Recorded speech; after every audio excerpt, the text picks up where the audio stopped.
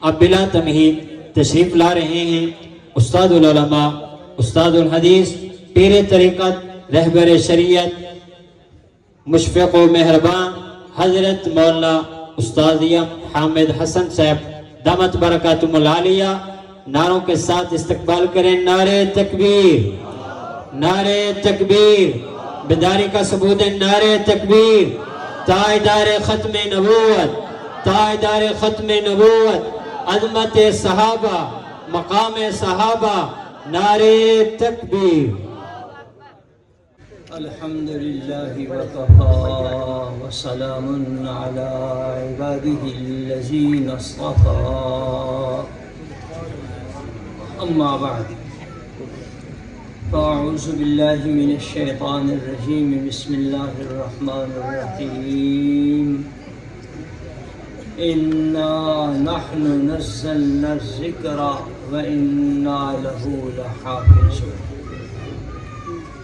قال النبی صلی اللہ تعالی علیہ وسلم، خیرکم من تعلم القرآن وعلمہ، او کما قال علیہ الصلاة والسلام۔ صدق اللہ وصدق رسولہ النبی الکریم۔ پیدا فرمایا، وَلَقَدْ خَلَقْنَا الْإِنسَانَ مِنْ صَلْصَالٍ مِّنْ حَمَإٍ مَسْنُونٍ۔ اللہ جل شانہ فرما رہے ہیں کہ انسان کو مٹی سے پیدا کیا گیا۔ ارے بھائی، یہ روپیہ پیسہ دینے کی ضرورت نہیں ہے، جزاک اللہ، بات آپ غور سے سنیں۔ اللہ جل شانہ نے انسان کو مٹی سے پیدا فرمایا اور روح آسمانوں سے بھیجی۔ وَيَسْأَلُونَكَ عَنِ الرُّوحِ قُلِ الرُّوحُ مِنْ أَمْرِ رَبِّي، یہ میرے رب کا حکم ہے۔ جس چیز کو مٹی سے پیدا فرمایا اس کی ضروریات بھی مٹی سے پیدا فرماتی۔ کھانا پینا، پہننا، دوا علاج، جو کچھ ہے اس کا تعلق انسان کے جسم کے ساتھ ہے۔ یہ جسم مٹی سے پیدا کیا گیا، اس کی ضرورتیں بھی مٹی سے پیدا فرما دی۔ اللہ جل شانہ نے انسان کی روح کو آسمانوں سے بھیجا، روح کی غذا کا انتظام بھی آسمانوں سے ہی اتارا ہے، اور آسمانوں سے اترنے والی چیز وہ مقدس کلام ہے جس کو ہم قرآن کریم کہتے ہیں۔ اگر کوئی آدمی کھانا پینا چھوڑ دے، بیمار ہو جائے گا، کمزور ہو جائے گا۔ اسی طرح قرآن کریم کی تلاوت چھوڑ دے، قرآن کریم پر عمل چھوڑ دے، تو اس کی روح بھی بیمار ہو جائے گی۔ کھاتا پیتا رہے، دوا علاج کرتا رہے، صحت مند ہے، طاقتور ہے، اگر کھانا پینا چھوڑ دے بیمار ہو جائے گا، کمزور ہو جائے گا۔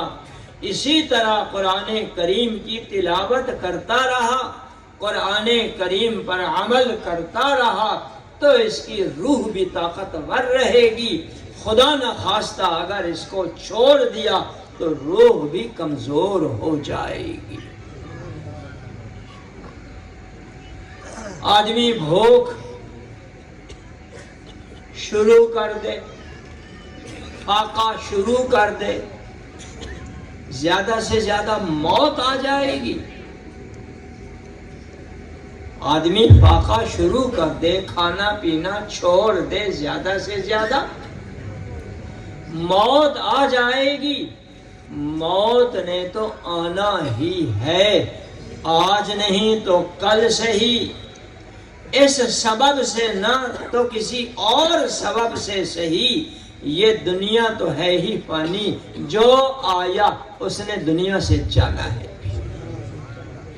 کل من علیہا فان وَيَبْقَى وَجْهُ رَبِّكَ ذُو الْجَلَالِ وَالْإِكْرَامِ، صرف ایک رب کی ذات نے رہنا ہے، باقی سب نے فنا ہونا ہے۔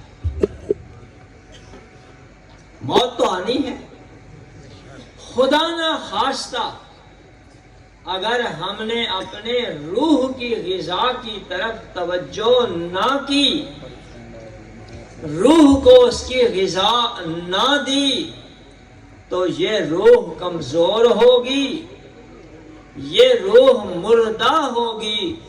خدا نہ خواستہ اگر روح مردہ ہو گئی، خسرت دنیا والآخرہ، دنیا برباد، آخرت بھی برباد۔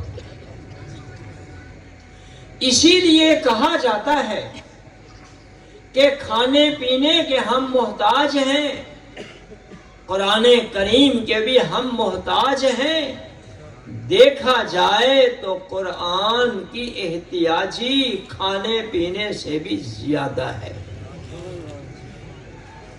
تو قرآن ہماری روح کی غذا ہے، جس طرح کھانا پینا ہمارے جسم کی غذا ہے۔ آج ہم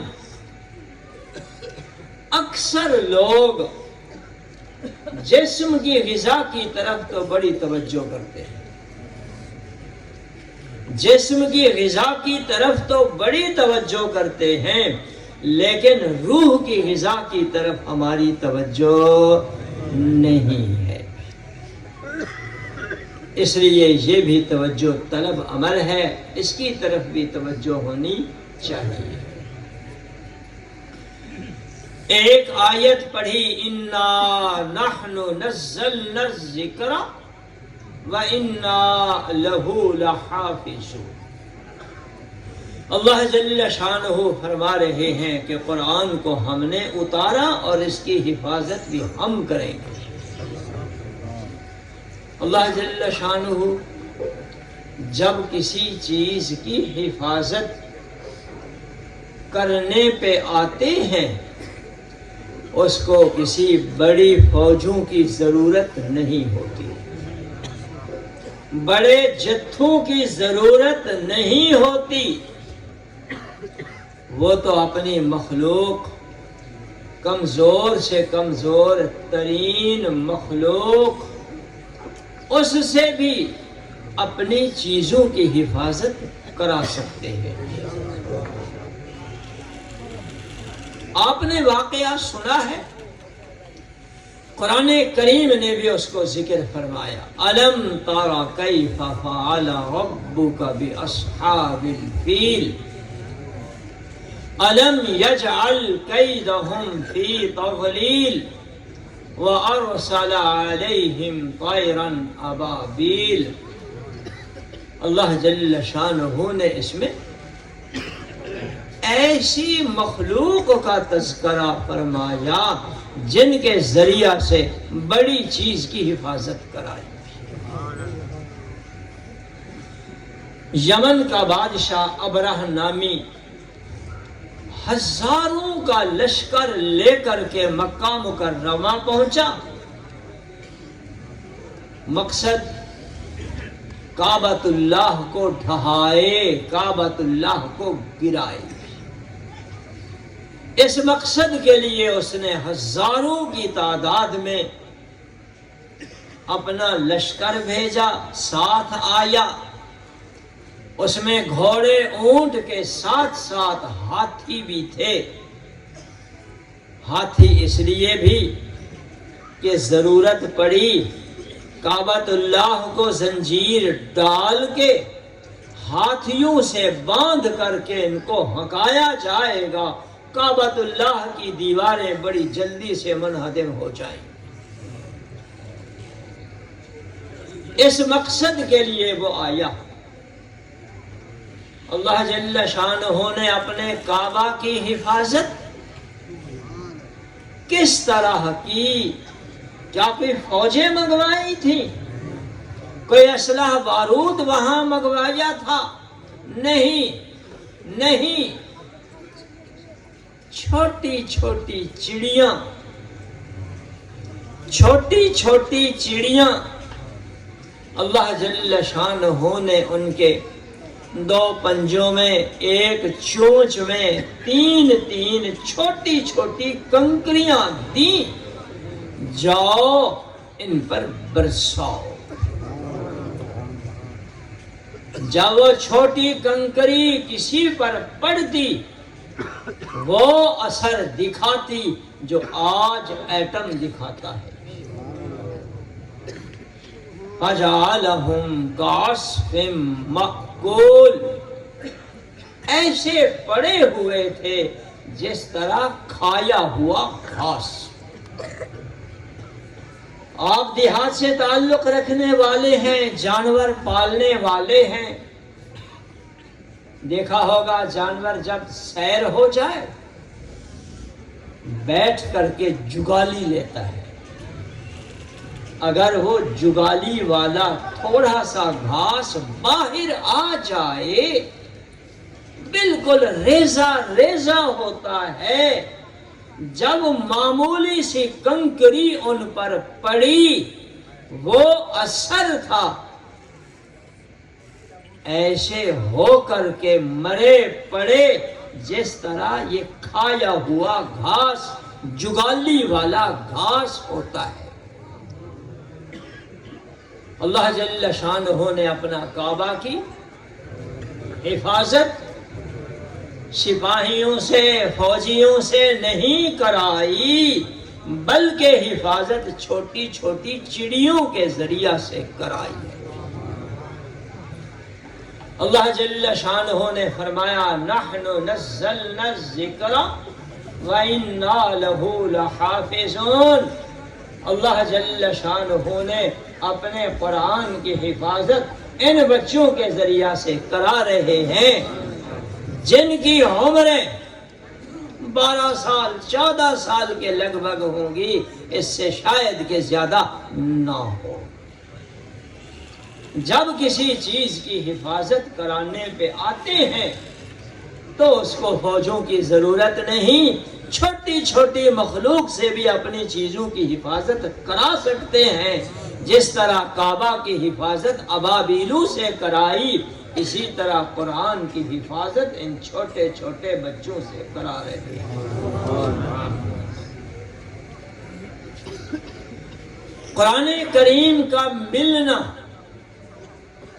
یہ بڑی سعادت کی چیز ہے۔ قرآن کریم کا ملنا بڑی سعادت کی چیز ہے۔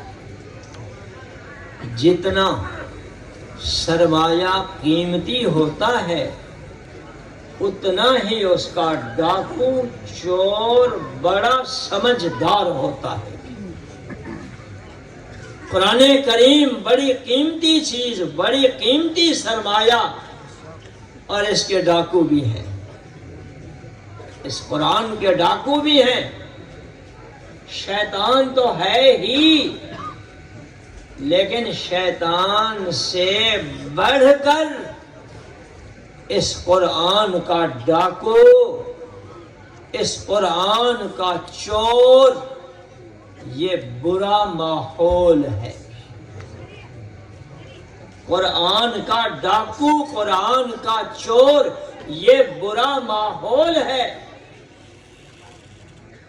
اس لیے والدین کے ذمہ لازم ہے۔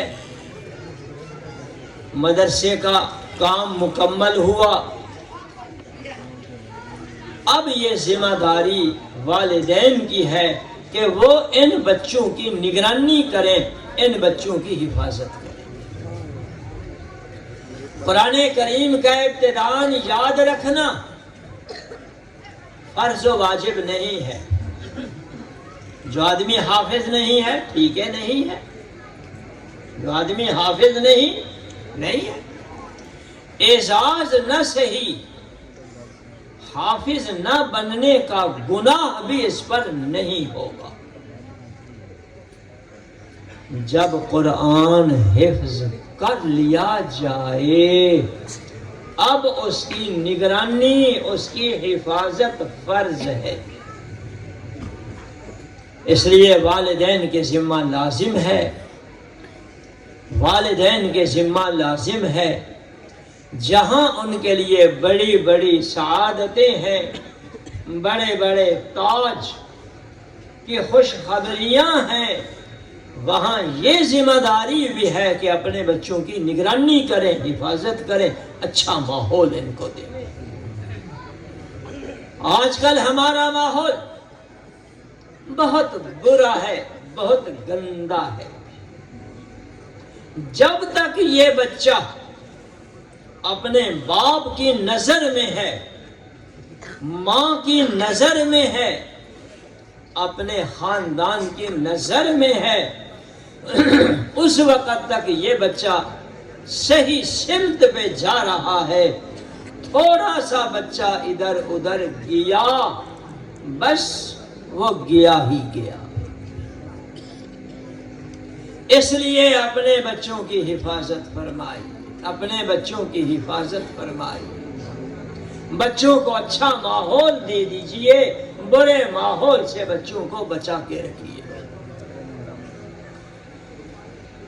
کسی صاحب نے بڑی عجیب بات کہی، بڑا عجیب شعر کہا، فرمایا تا توانی دور شو از یار بد، تا توانی دور شو از یار بد، یار بد بدتر از مار بد۔ اے انسان تو کوشش کر بری مجلس سے، بری صحبت سے بچنے کی، کیوں؟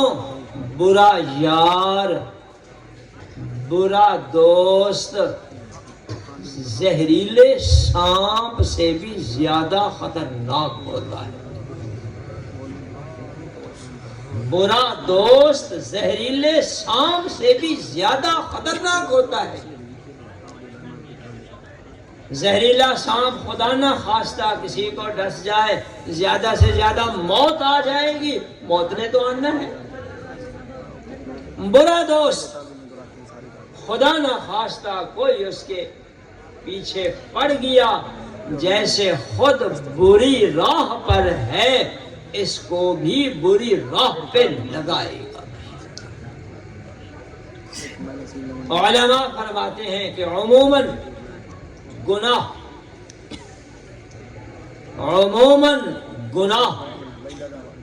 بری محفل کے بغیر نہیں ہوتے۔ معمولی سی بات ہے، 2 آدمی بیٹھ جائیں، 10 آدمی بیٹھ جائیں، شاید کوئی مجلس ہو جو ہماری غیبت سے بچی ہوئی ہو، ورنہ ہر مجلس میں غیبت، ہر مجلس میں غیبت۔ تو جو آدمی بری محفل سے دور رہے گا اس نے کس سے غیبت کرنی ہے اور کس کی غیبت کرنی ہے؟ نشہ، چوری، ڈاکہ، اس طرح کے جتنی بھی جرائم ہیں یہ بری صحبت کا نتیجہ ہے۔ اگر بچے کی نگرانی ہے انشاءاللہ یہ بچہ کبھی بھی نشہ نہیں کرے گا، نشائی نہیں بنے گا، چور ڈاکو نہیں بنے گا۔ جو ہی بری صحبت ملی ہر قسم کی بیماری اس میں موجود ہوگی۔ اس لیے ہر ایک اپنے بچے کی نگرانی کرے، خصوصاً وہ بچے جو قرآن کے حافظ بن چکے ہیں، مزید ان کی نگرانی ہو۔ قرآن کریم جس طرح یاد بڑا جلدی ہوتا ہے اسی طرح سینوں سے نکلتا بھی بڑا جلدی ہے۔ اگر اس کی تلاوت بدستور نہ کی گئی، اگر اس کی تلاوت بدستور نہ کی گئی، معتد بے حصہ تلاوت کا نہ کیا گیا تو یہ دولت سینے میں نہیں رہے گی. اس لیے اپنے بچوں کو اچھا ماحول دو اور قرآن کریم کی تلاوت کا معمول بناؤ. خواہ ناظرہ خواہ ہو یا حافظ ہو، ناظرہ خواہ ہو یا حافظ ہو، ہر ایک قرآن کریم کی تلاوت یومیہ کی بنیاد پہ ہو. کبھی ناشتہ چھوٹ جائے، چائے چھوٹ جائے، دوپہر شام کا کھانا چھوٹ جائے، لیکن قرآن کی تلاوت کبھی بھی نہ چھوٹنے پائے. قرآن کریم کا سیکھنا ہر ایک مسلمان کے ذمہ لازم. حافظ بننا نہیں، ناظرہ پڑھو، لیکن کوئی دل قرآن کی دولت سے محروم نہ ہو. رسول اکرم صلی اللہ تعالی علیہ وسلم نے فرمایا، جو دل قرآن سے خالی ہے، جو دل قرآن سے خالی ہے، وہ اس گھر کی طرح ہے جو ویران ہو.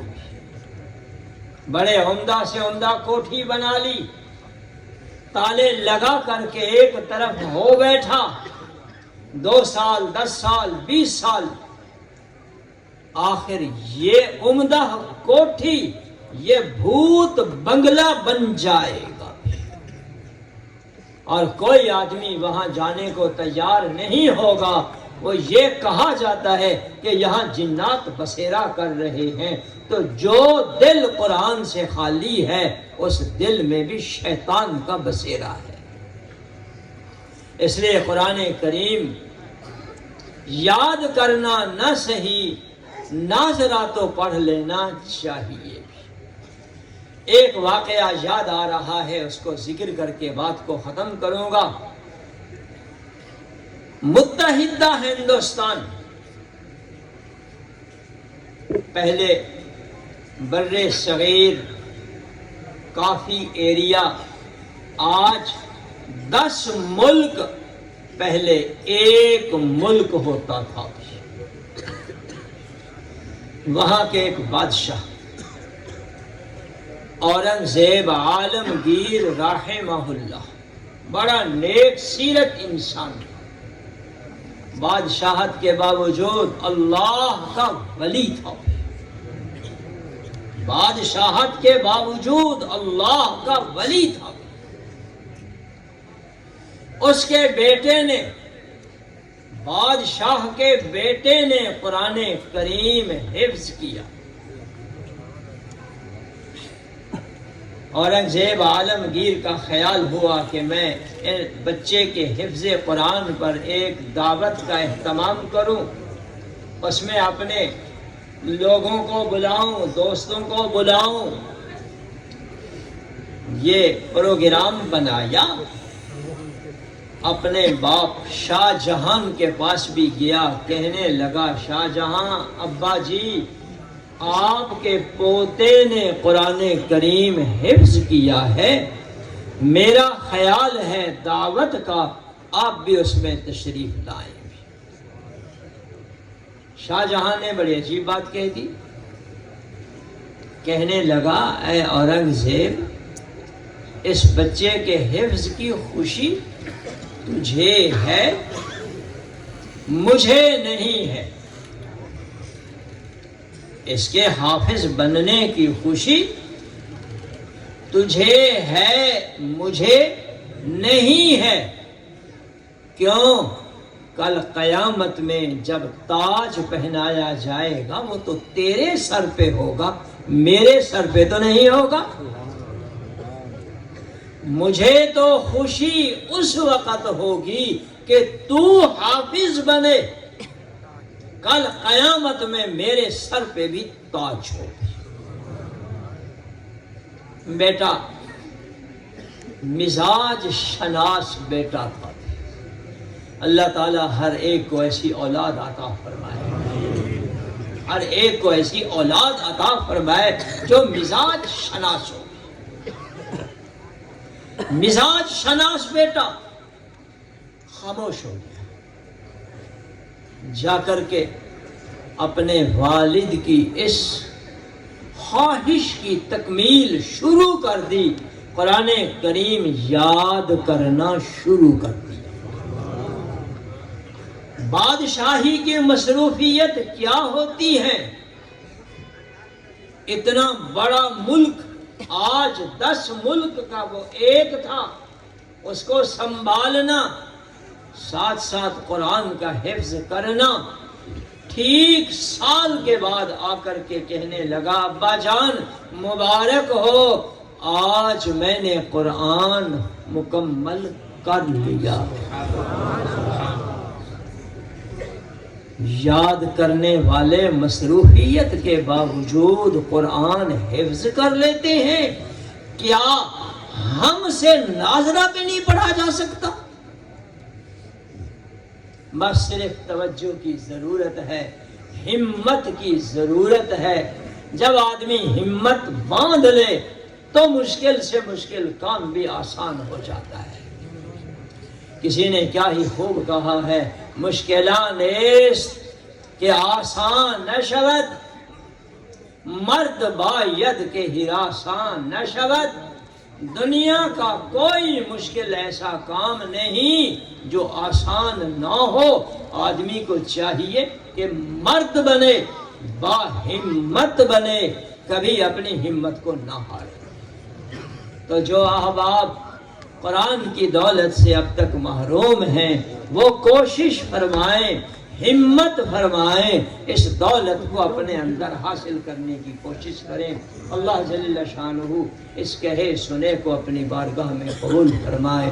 وآخر دعوانا ان الحمد للہ رب العالمین۔